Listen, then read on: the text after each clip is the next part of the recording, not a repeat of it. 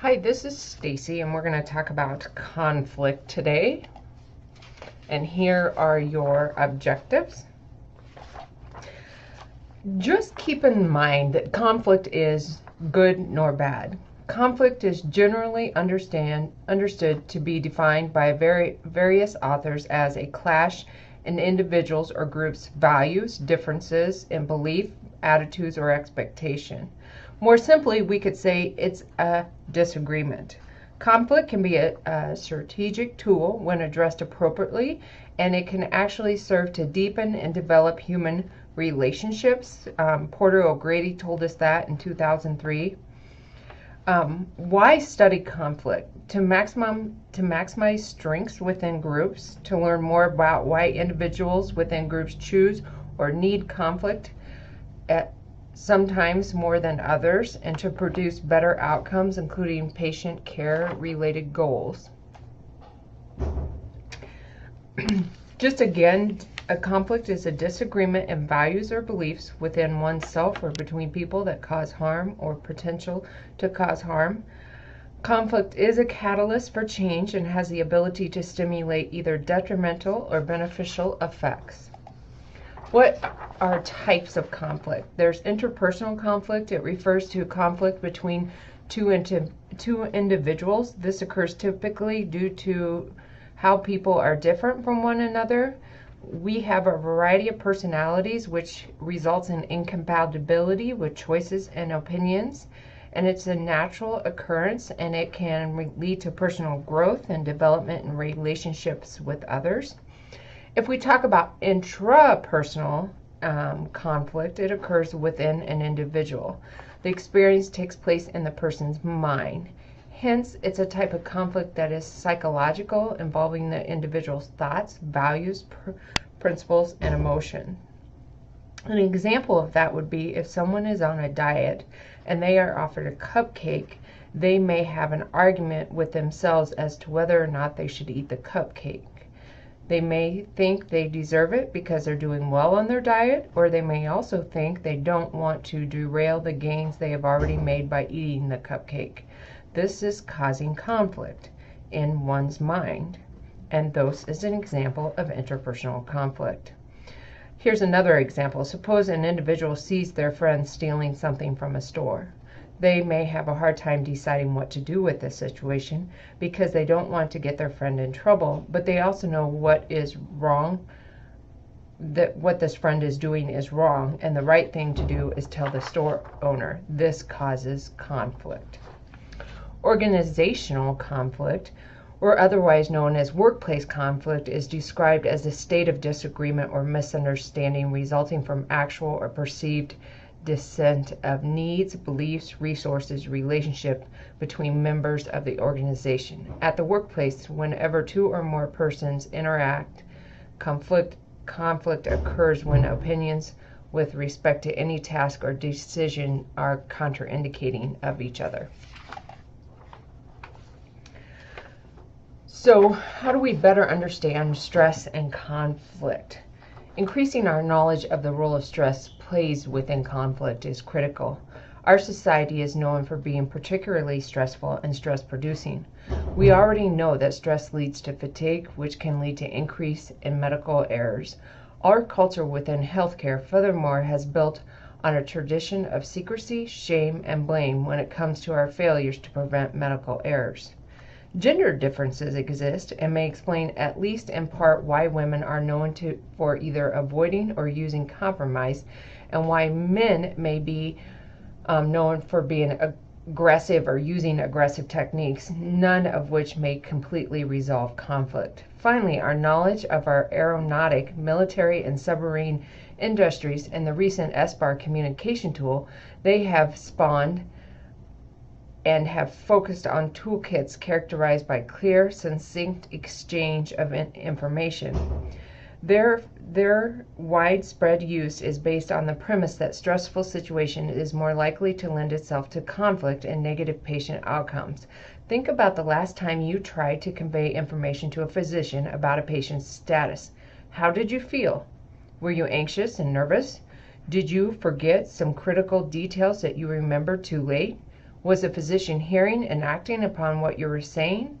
Why or why not?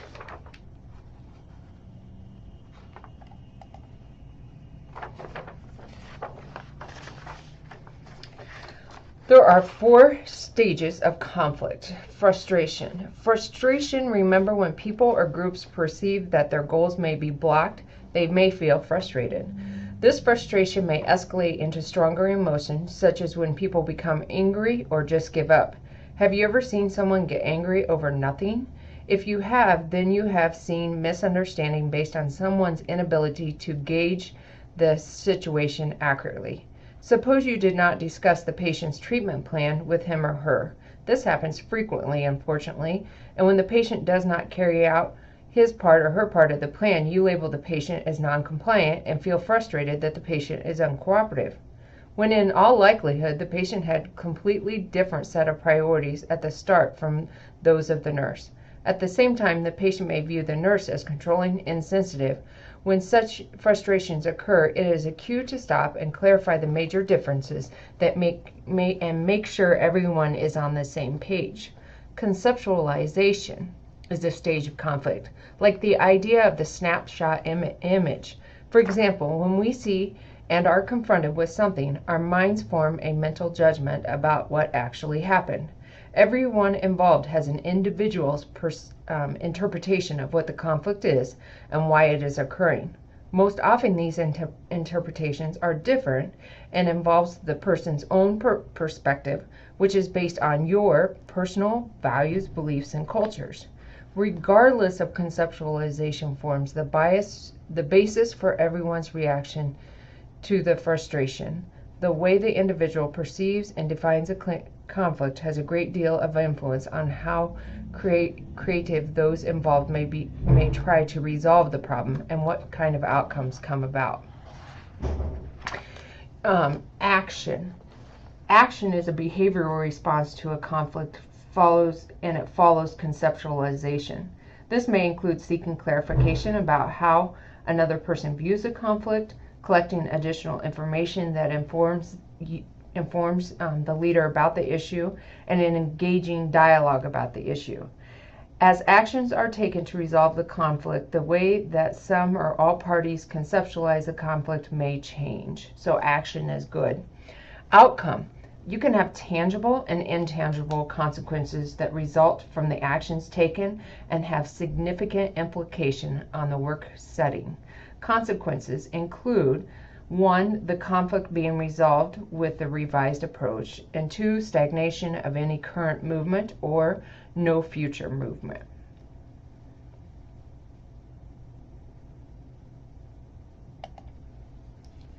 Modes of conflict resolution then. So how do you resolve conflict? You can avoid, which is withdrawing. It's very unassertive and uncooperative because people who avoid neither pursue their own needs, goals, or concerns immediately, nor do they assist others. Avoidance as a conflict management style only ensures the conflict is postponed.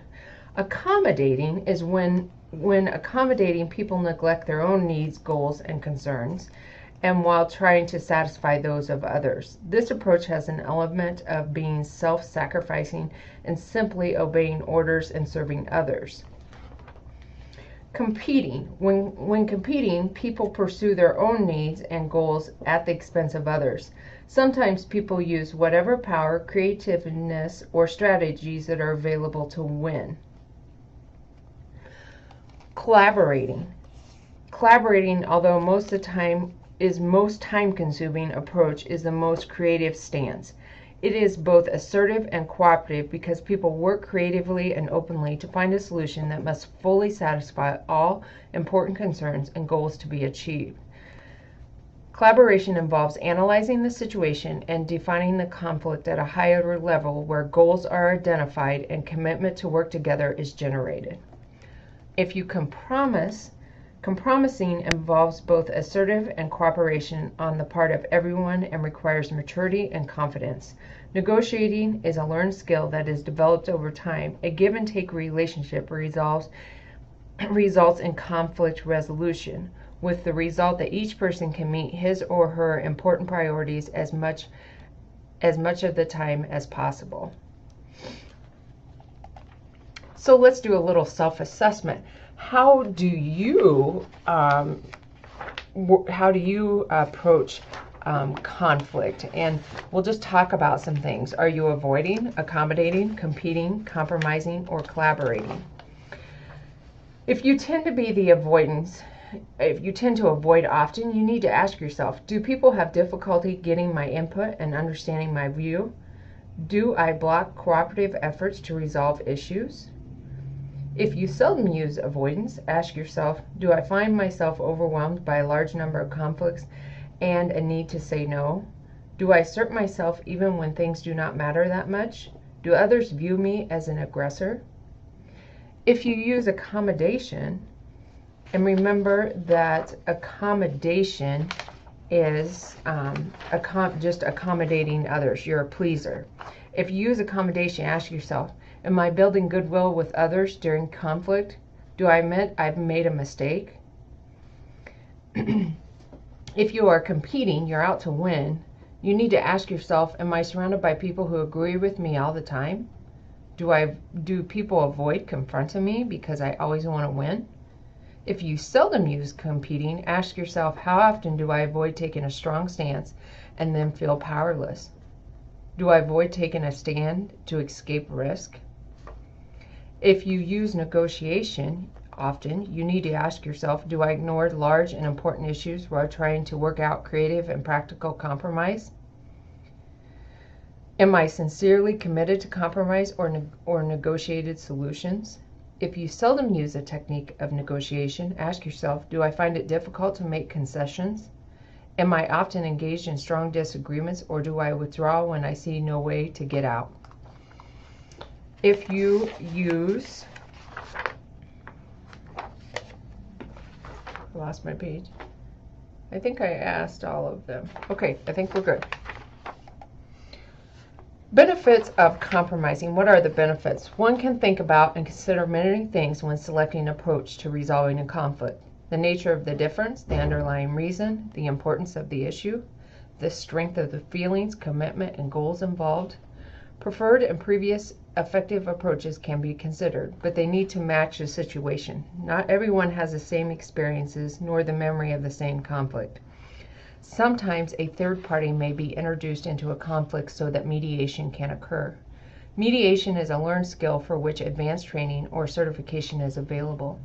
The mediator is usually an impartial helper who assists each party in the conflict to better hear and understand the other. Mediation is not easy. In our American society, for example, much focus is placed on who can control whom, with a lot of emphasis on winning.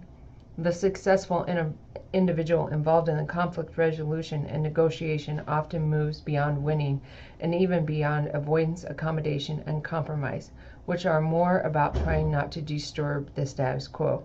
In the nursing practice arena, often an added difficulty occurs in negotiating conflict when at least one of the parties, which has historically been the physician when it comes to the quality of care issues, is viewed to be of an unequal or even an uneven playing field. So the key is you got to figure out what works best for this situation. Here are steps to conflict, and I'll just let you read through those. Guidelines: if you're going to confront somebody, you need to do it in the right timing. You need to clearly identify what the problem is.